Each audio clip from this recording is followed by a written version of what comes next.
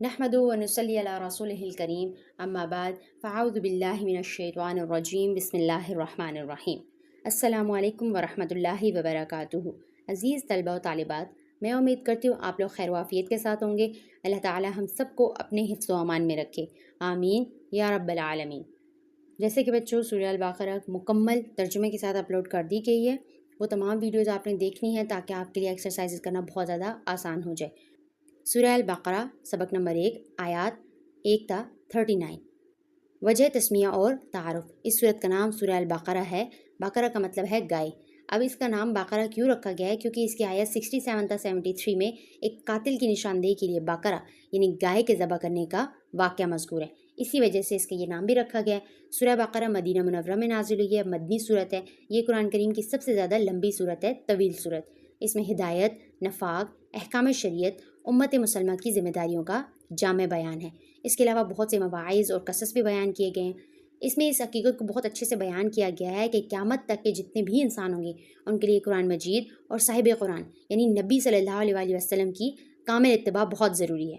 نبی صلی اللہ علیہ وسلم کی کامل اتباع کیے بغیر اور قرآن مجید کی ہدایت پر عمل کیے بغیر ایمان کا دعویٰ قبول نہیں ہے۔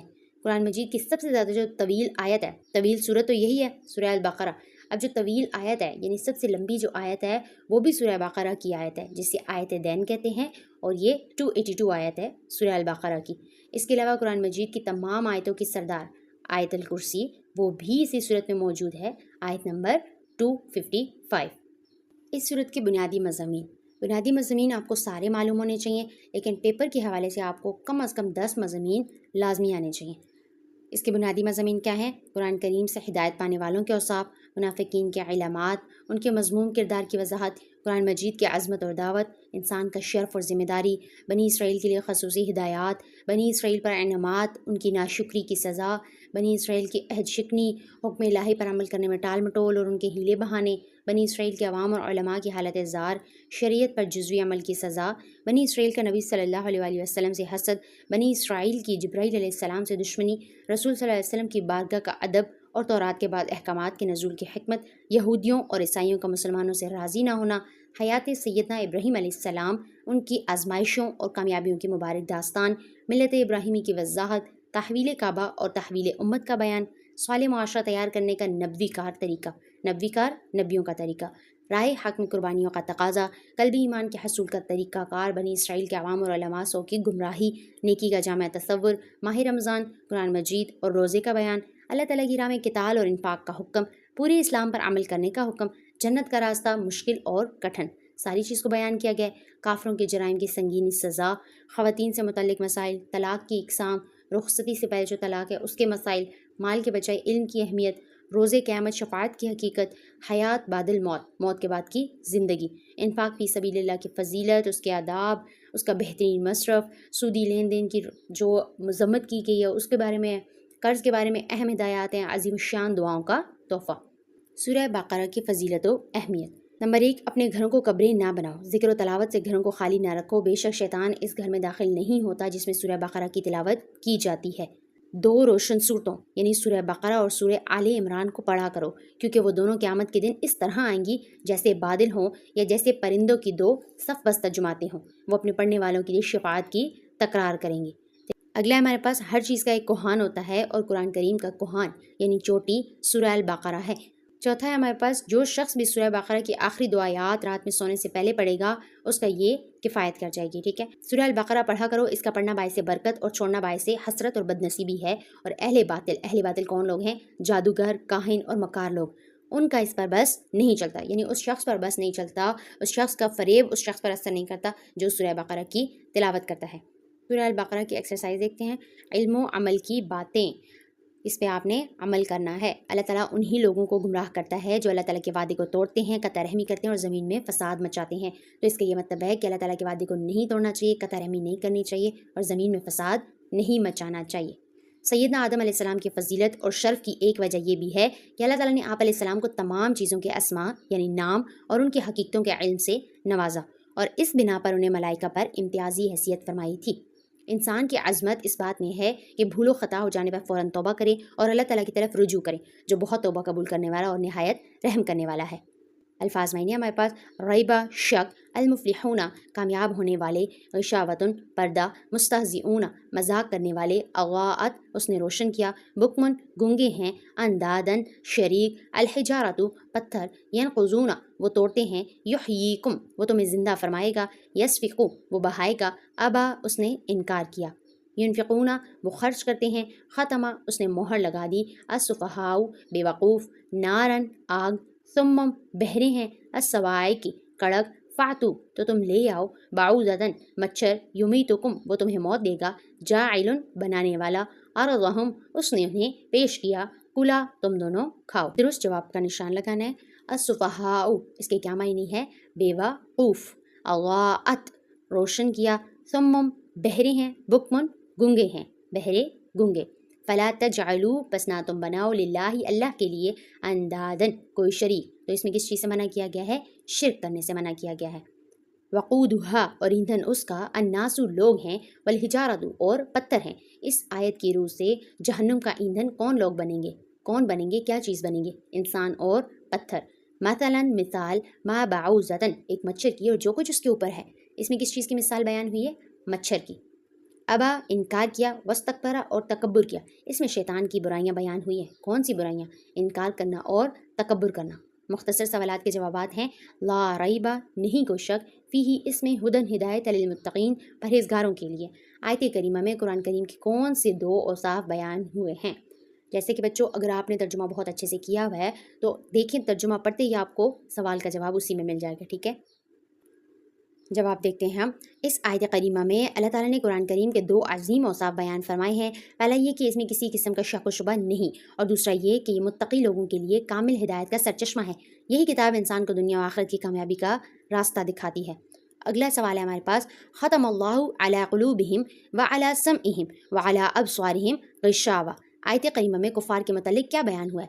اللہ تعالیٰ نے فرمایا ہے جو لوگ ضد، تکبر اور ہٹ دھرمی کی وجہ سے کفر پر قائم ہیں، انہیں نصیحت کی جائے یا نہ کی جائے وہ ایمان نہیں لاتے، ان کے دلوں اور کانوں پر مہر لگ چکی ہے اور ان کی آنکھوں پر پردہ پڑا ہوا ہے، اس لیے انہیں سخت عذاب دیا جائے گا، وہ سخت عذاب کے مستحق ہیں۔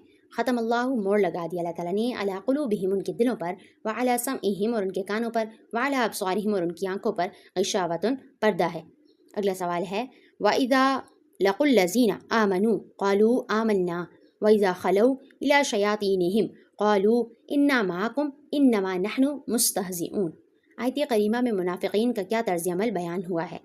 منافق زبان سے ایمان کا دعویٰ کرتے ہیں لیکن ان کے دل ایمان سے خالی ہوتے ہیں، وہ مسلمانوں کے سامنے خود کو مومن ظاہر کرتے ہیں اور اپنے ساتھیوں کے پاس جا کر اسلام کا مذاق اڑاتے ہیں، اس طرح وہ دھوکے اور دوغلے پن کا مظاہرہ کرتے ہیں۔ اگلا سوال ہے، الذی جعل لکم الارض فراشا والسماء بناء وانزل من السماء ماء فاخرج به من الثمرات رزقا لکم۔ آیت کریمہ میں اللہ تعالیٰ کی کن نعمتوں کا ذکر ہوا ہے؟ اللہ تعالیٰ نے زمین کو انسان کے لیے بچھونا یعنی رہنے کی جگہ، آسمان کو محفوظ چھت بنایا، بارش نازل فرمائی اور اس کے ذریعے مختلف قسم کے پھل اور غلے پیدا کیے۔ یہ تمام نعمتیں اللہ تعالیٰ کی رحمت اور انسان پر اس کے بے شمار احسانات کی دلیل ہیں۔ الذین ینقضون عہد اللہ من بعد میثاقہ ویقطعون ما امر اللہ بہ ان یوصل ویفسدون فی الارض اولئک هم الخاسرون۔ آیت کریمہ کے مطابق خسارہ کرنے والے کون لوگ ہیں؟ یہاں پر فساد کرنے والے ہیں، ٹھیک ہے، خسارہ کا لفظ نہیں ہے۔ فساد کرنے والے وہ لوگ ہیں جو اللہ تعالیٰ کے وعدے کو توڑتے ہیں، ان رشتوں کو منقطع کرتے ہیں جنہیں جوڑنے کا حکم دیا گیا ہے، اور زمین میں فساد و بگاڑ پیدا کرتے ہیں۔ قرآن کریم نے ایسے لوگوں کو حقیقی خسارہ اٹھانے والا قرار دیا ہے۔ فساد کرنے والے جو ہیں حقیقی خسارہ اٹھانے والے ہیں۔ اگلا سوال ہے، اتجعلوا فیہا من یفسد فیہا ویفسک الدماء۔ آیت کریمہ کے حوالے سے انسان کی تخلیق کے بارے میں فرشتوں نے کون سے خدشات کا اظہار کیا؟ دیکھیے بچوں، امپورٹنٹ بات وہی آ جاتی ہے، آپ کو ترجمہ یاد ہونا چاہیے۔ اگر آپ نے ساری ویڈیوز دیکھی ہیں، ترجمہ یاد کیا ہے تو آپ کو بالکل بھی مشکل نہیں ہوگی سوال جواب دینے میں، ٹھیک ہے۔ فرشتوں نے عرض کیا کہ انسان زمین میں فساد کرے گا اور خون ریزی پھیلائے گا، جبکہ ہم تیری حمد کے ساتھ تسبیح بیان کرتے ہیں، یعنی اللہ تعالیٰ سے کہتے ہیں کہ اللہ تعالیٰ ہم آپ کی تسبیح بیان کرتے ہیں، آپ کی تعریف بیان کرتے ہیں، آپ کی پاکی بیان کرتے ہیں۔ اللہ تعالیٰ نے جواب دیا، میں وہ سب کچھ جانتا ہوں جو کچھ تم نہیں جانتے، ٹھیک ہے۔ اگلا سوال ہے، وَقُلْنَا يَا آدَمُ اسْكُنْ أَنْتَ وَزَوْجُكَ الْجَنَّةَ وَكُلَا مِنْهَا رَغَدًا حَيْثُ شِئْتُمَا وَلَا تَقْرَبَا هَٰذِهِ الشَّجَرَةَ۔ آیت کریمہ کے مطابق سیدنا آدم علیہ السلام کو کیا ہدایات دی گئیں؟ اللہ تعالیٰ نے حضرت آدم اور حوا علیہ السلام کو جنت میں سکونت اختیار کرنے کا حکم دیا تھا. انہیں کہا تھا کہ آپ لوگ جنت کی تمام نعمتوں سے فائدہ اٹھاؤ، لیکن ایک خاص درخت کے قریب نہ جانے کا حکم دیا تھا تاکہ ان کی اطاعت و فرما برداری کا امتحان لیا جا سکے. آگے ہمارے پاس تفصیلی جوابات ہیں. سوال نمبر 1 کے اچھا تفصیلی جوابات میں آپ کے پاس کیا ہوگا؟ پیپر پیٹرن ہے یہ آپ کا. سوال دیا ہوا ہوگا، پھر اس کا پارٹ الف ہوگا اور بے ہوگا. ٹھیک ہے، آپ نے الف اور بے دونوں کرنا ہے. دونوں آپ پورا کریں گے تبھی آپ کا وہ سوال مکمل ہوگا. اگر آپ ایک پارٹ کر دیں گے دوسرے کو چھوڑ دیں گے تو ایسے آپ کا سوال انکمپلیٹ رہ جائے گا. ٹھیک ہے. والذین یؤمنون بما انزل الیک وما انزل من قبلک وبالآخرۃ هم یوقنون. آیت کریمہ کا ترجمہ تحریر کریں.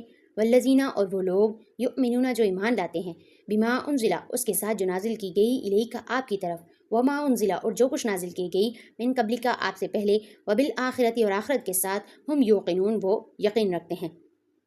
سورہ البقرہ کا تعارف اور مرکزی مضمون تحریر کریں. تعارف اور مرکزی مضمون میں نے آپ سے پہلے بھی کہا تھا کہ آپ نے لازمی یاد کرنا ہے. وہی چیز آ جاتی ہے جو ہم نے وجہ تسمیہ میں پڑھی اور اس کے علاوہ مرکزی مضمون میں پڑھی. طویل صورت ہے، مدینہ منورہ میں نازل ہوئی ہے. عقائد، عبادات، اخلاق، معاملات، معاشرت اور قانون سے متعلق جامع تعلیمات بیان کی گئی ہیں. حضرت آدم علیہ السلام کا ذکر ہے، ابراہیم علیہ السلام کا، بنی اسرائیل کے ان تمام کے اہم واقعات مذکور ہیں. نماز، روزہ، زکوٰۃ، حج، جہاد، نکاح، طلاق، تجارت، وراثت، ان سب کے احکامات بھی اسی صورت میں بیان کیے گئے ہیں. آپ نے جہاں پر ترجمہ پڑھا ہے، جہاں پر آیات پڑھی ہیں، وہاں پہ آپ کو پتہ ہوگا کس کس چیز کا بیان کیا گیا ہے. ٹھیک ہے. مرکزی مضمون اللہ تعالیٰ کی بندگی ہے، تقوی ہے اور انسان کی ہدایات اور ایک صالح اسلامی معاشرے کا قیام. یہی 4 چیزیں انسان کے لیے امپورٹنٹ ہوتی ہیں. اللہ تعالیٰ کی بندگی، تقوی اختیار کرنا، انسان کی جو ہدایت ہے، اور پھر اسلامی معاشرے کا قیام. اگلا سوال ہے یا ایھا الناس. آیت کریمہ کا ترجمہ ہے، پہلے بتا دیتی ہوں. یا ایھا الناس، اے لوگو، اعبدوا عبادت کرو تم، ربکم اپنے رب کی، الذی وہ ذات جس نے خلقکم تمہیں پیدا کیا، والذین اور ان لوگوں کو، من قبلکم جو تم سے پہلے تھے، لعلکم تاکہ تم تتقون بچو. تتقون تقوی اختیار کرو. تقوی اختیار کرو یعنی گناہوں سے بچو. سورہ بقرہ کے چند بنیادی مضامین تحریر کریں. سورہ بقرہ میں توحید، رسالت اور آخرت پر ایمان کی تعلیم دی گئی ہے. نماز، روزہ، زکوٰۃ، حج جیسے اہم ارکان اسلام کے احکامات بیان کیے گئے ہیں. یہ چیز ابھی میں نے اوپر آپ کو بتائی ہے، بنیادی مضامین. ٹھیک ہے، وہی چیز ہے، اسی کو آپ نے اچھے سے یاد کر لینا ہے. اگلا سوال ہے ہمارے پاس، وَإِن كُنتُمْ فِي رَيْبٍ مِّمَّا نَزَّلْنَا عَلَىٰ عَبْدِنَا فَأْتُوا بِسُورَةٍ مِّن مِّثْلِهِ وَادْعُوا شُهَدَاءَكُم مِّن دُونِ اللَّهِ إِن كُنتُمْ صَادِقِينَ. آیت کریمہ میں قرآن کریم کا معجزہ کس طرح بیان ہوا؟ یہ قرآن مجید کا معجزہ ہے. ٹھیک ہے. اللہ تعالیٰ نے آیت کریمہ میں تمام انسانوں کو چیلنج کیا ہے کہ انہیں قرآن کریم کے، اگر اللہ تعالیٰ کے کلام ہونے پر شک ہے. کفار کہتے تھے نا کہ یہ اللہ تعالیٰ کا کلام نہیں ہے، یہ کسی بندے کا ہے.